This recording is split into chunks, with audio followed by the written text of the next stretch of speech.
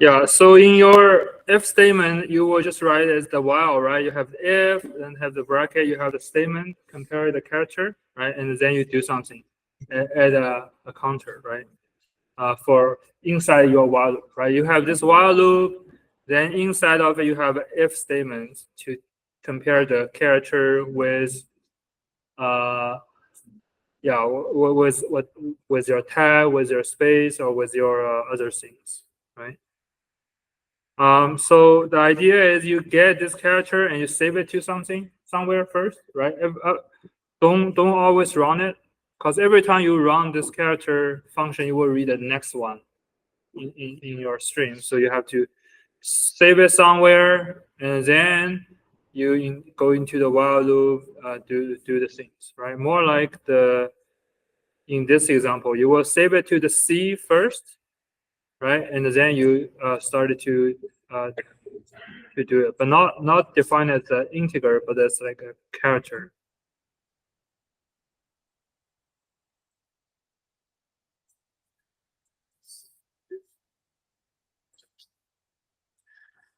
All right, so here is one solution, not necessarily the only one or the best one necessary.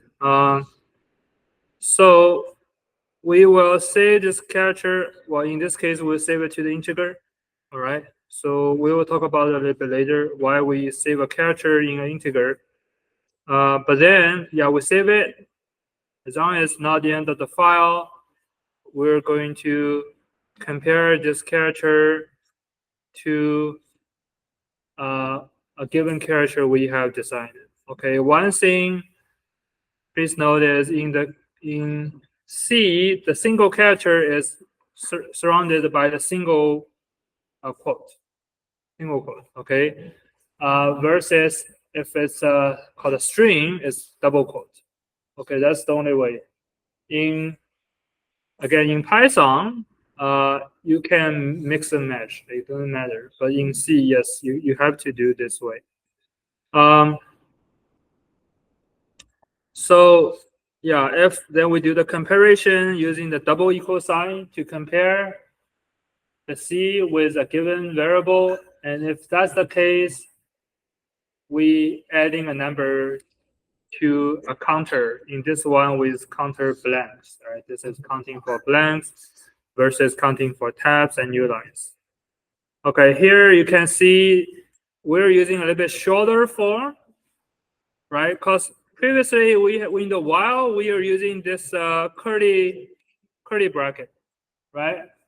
In the while loop we using this curly bracket because we always expect a bit more command underneath it.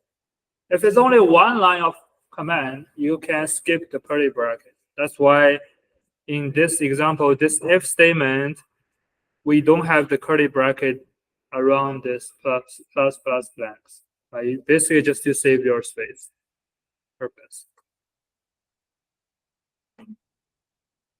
Again, yeah, so for this case, for this example, there are quite a few things you need to understand. First of all is how to write the if statement. Second is how to do the comparison. We did talk about not equal, but now here using double equal sign just to compare. And lastly, you need to understand in C, we are storing character actually as an integer. Then we look it up, this integer in the ASCII code. All right, so we'll talk about that a little bit later again.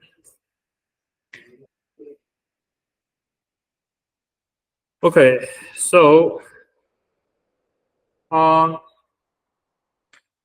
yeah, actually, yeah, that's the next lecture we'll talk about ASCII code. But for now, you just remember like we're saving this line is the integer number. Okay, so the next code, this is actually the last example we're going to talk about today. Is counting the number of words. All right. So we have already tried the counting blankets, tabs, and new lines. this code can be repurposed for counting the word, right? Remember, because the word are separated by blanks, separated by tab or new lines. So as long as we're finding those things, well, a few other things, but you got the idea, right? So we read every character. If we define them, there are letters, then we'll flag it as the starting of the word, and then we continue to read until we find something's not a letter, and we say that's the end of the word. Then we can say this is one word. And once we have a start and end of the word, we will say that's one word. Right? So let's see how this program look like. So we have a few variables defined: number of lines, number of words, number of characters. Right? We all initialize them with 0, and then we read every character coming inside. Right? If this is a new line, we just increment the new line symbol, which is not necessarily required, but won't hurt. If it's either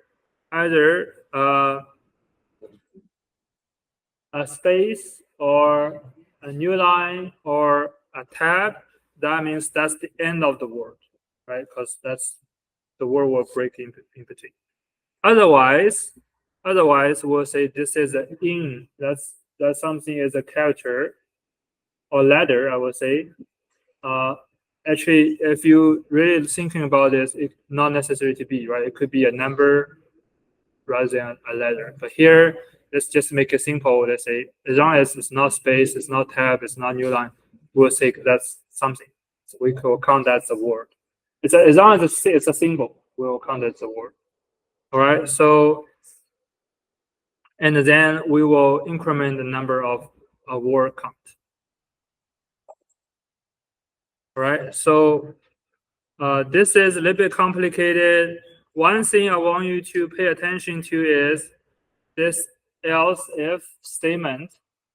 Okay, in the textbook, it might say this is else if statement, right? But you can see there is a space in between. So there's actually no else if in C. There's only else. So within this else, you have another if statement. Okay, well, that's some niche information. You don't have to worry about it. You can just use it as LF statement. But in reality, that's actually another if statement nested inside this else statement. Right? So the logic here, again, let me just repeat it. We're counting every character. So if there's a character is a space or new line or tab, we'll say that's the end of the word, right? Otherwise, we'll say that's the starting of the word, and then in that case, we will assign, increment a number, right? So we're kind of using this state to flag.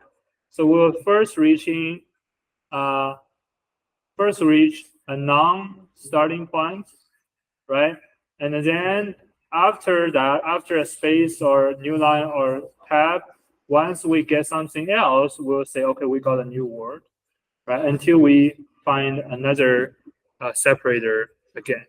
So by this way, we're counting all the number of words.